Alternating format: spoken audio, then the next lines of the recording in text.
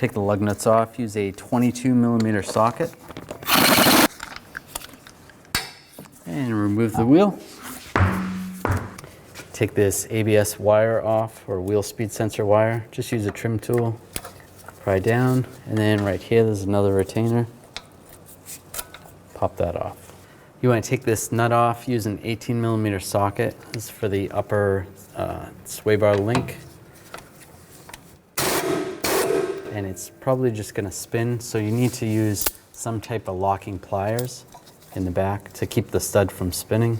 And you can just slide it out right there. Take that. You can take those pliers off. Take a 21mm wrench and a 24mm socket. Take this nut off. And do the same for the lower one. Now carefully hammer out these bolts.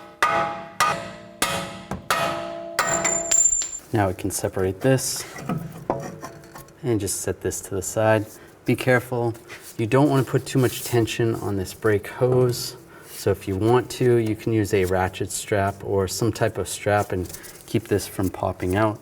Also, you want to keep in mind your CV boot. You don't want that pushing out too much because that could cause damage to that.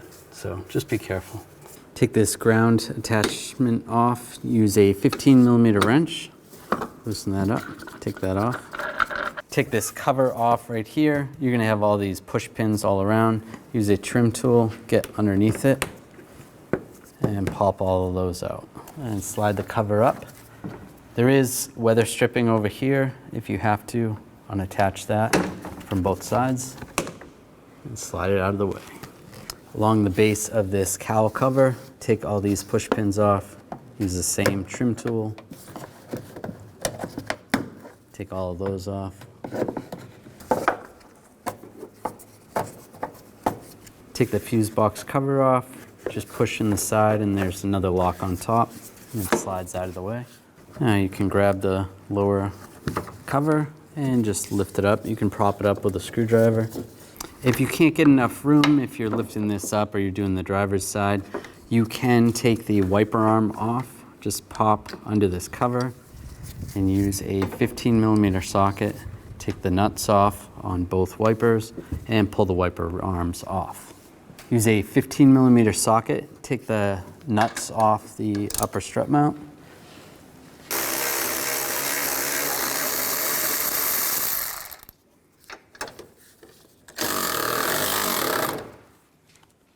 Now I'm going to grab from underneath before I take the last nut off and support that and take the nut off.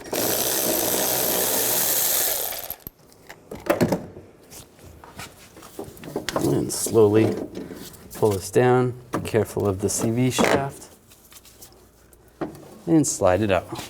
You're going to need to compress the springs, so you'll need some type of spring compressing tool. So we'll set that up and compress the tool.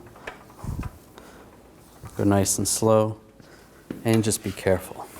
Now take a screwdriver or a trim tool and just pry this boot down. And you can access the top part of the strut, the shaft. I'm going to use some locking pliers. They do make a special tool for this where you can have the socket go onto the nut and then you can put another socket down the middle to hold the shaft, but we don't have that, so we're just going to use the socket. We'll use a 22mm socket on this.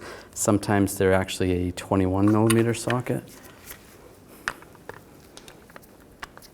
And holding the locking pliers, take the nut off. Now take the locking pliers off, just like that. Slide this down. Now slide the boot off.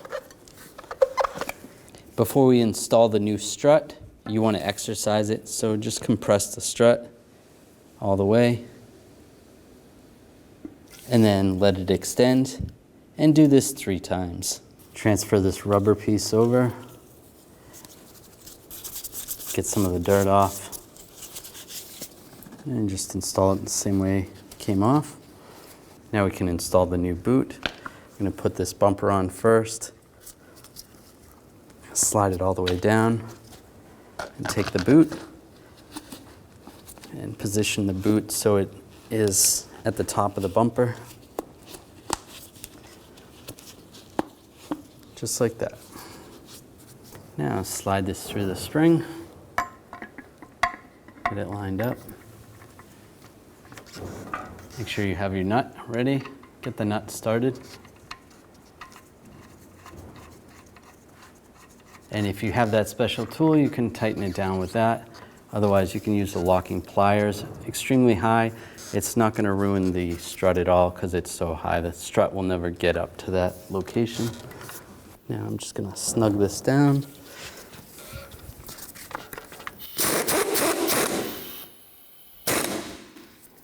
Now we can torque this nut to 63 foot-pounds.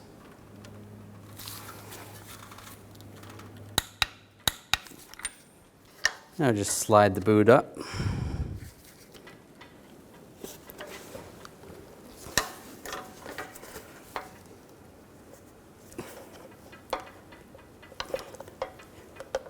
And that's good. Now that's all set, we can release the tension on the spring. Now we can install it in the car. Now we'll slide it in position. Make sure you have one of the nuts while you're putting it back in. Just line it up.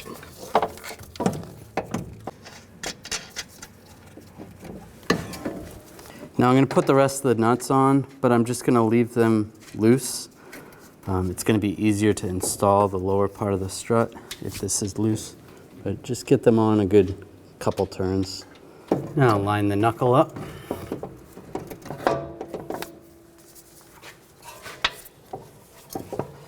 And get one of the bolts started. And the other one. Either way, you're going to have to get an alignment after you're done this job. Take a look at the old strut. If there's an elongated hole, you kind of want that bolt in the same position as where that elongated hole is. Now this looks like it's pretty close to the center, so we're going to install this one the same way as that. Just going to hammer these in a little bit and put the nuts on.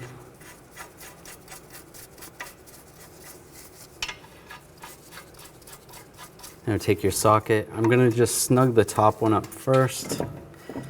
You can try to get this bottom one lined up kind of where you want it. That looks good. That's right where I want it. If you have to, you can loosen the nut up on top and try to adjust accordingly. Now we're going to torque those to 144 foot-pounds. Now we're going to install the upper part of the link. You can use the locking pliers again. Slide that in position. Get the nut started. And tighten down the nut. And you can torque that nut to 37 foot-pounds. Put the wheel speed sensor harness back in position. And down below. Put the wheel back up. And the lug nuts. Now we want to torque the lug nuts to 140 foot-pounds in a cross pattern to tighten the wheel down evenly.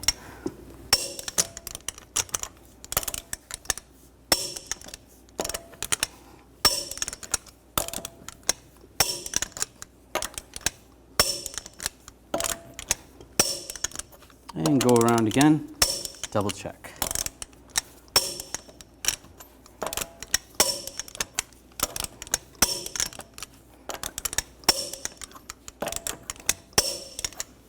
Now tighten the nuts down.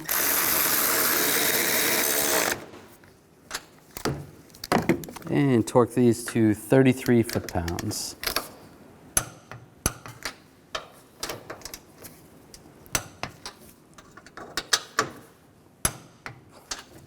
Now we can slide this panel back in position. Just make sure it clips in underneath. Push these push pins back in. Reinstall the cover. And put these push pins back in all the way around. And I'll put this cover on and lock it down.